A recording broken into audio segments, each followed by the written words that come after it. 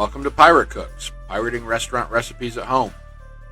Rosé or pink sauce is not terribly common in the States, probably because it's not suitable to be readily available in a jar, which is a shame. While cheese is a common addition to pasta sauces, other dairy tends to be overlooked, and boy are you missing out.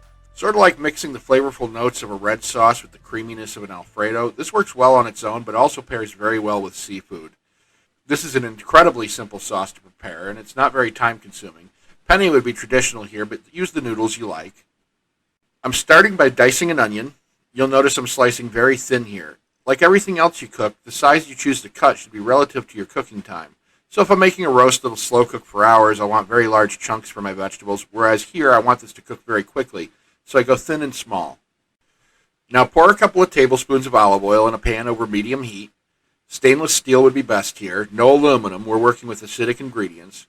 Now cook these onions until they're soft. I'm just going to add a sprinkle of salt to help break these down. Give these the occasional stir. We aren't really looking to brown these. If they do start to brown, turn down your heat.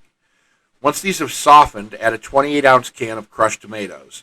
Please use crushed tomatoes, or passata, not tomato sauce. Tomato sauce and its god-awful cousin paste tend to be filled with bitter preservatives and spices to cover them up. Not what we want. If there's a second ingredient on the can, it should be salt. That's it. Now we add the spices, very basic.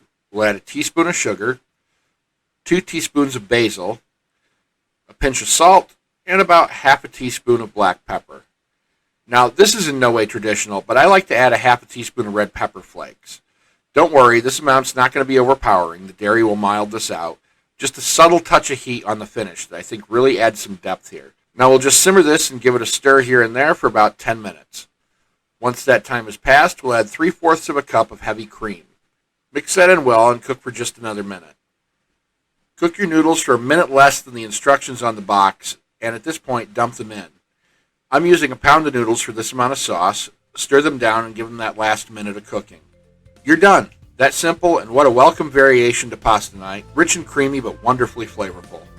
As always, I ask that you subscribe and hit the little bell to let you know when we're doing the next thing, and see you next time.